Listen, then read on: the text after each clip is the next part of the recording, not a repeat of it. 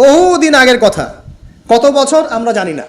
একজন প্রতাপশালী বাদশা ছিল, এখনকার বিশ্ব নেতাদের মতোই পরাশক্তি, ওই যে আসহাবুল কাহাফের মতো, বা ওই নমরুদের মতো, বা ওই যে ফেরাউন তার মতো একজন প্রতাপশালী বাদশা ছিল। তার অধীনে একজন বড় জাদুকর ছিল। কি ছিল? আচ্ছা, মজা আছে, ভালো করে বোঝেন। একটা বড় জাদুকর ছিল।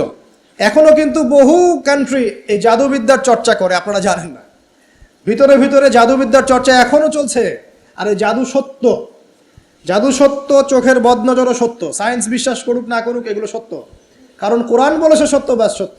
এই জাদুকরের যখন বয়সটা বুড়ো হয়ে গেল, তখন সে যে আমার তো বয়স শেষ, আমার এই বিশাল জ্ঞানগুলো কি করব, আমাকে একজন বালক এনে দিন, যেই বালককে আমি এসব জাদুবিদ্যা শিখিয়ে দিব। ওই যেরকম ছোট বাচ্চাদের মধ্যে একজন।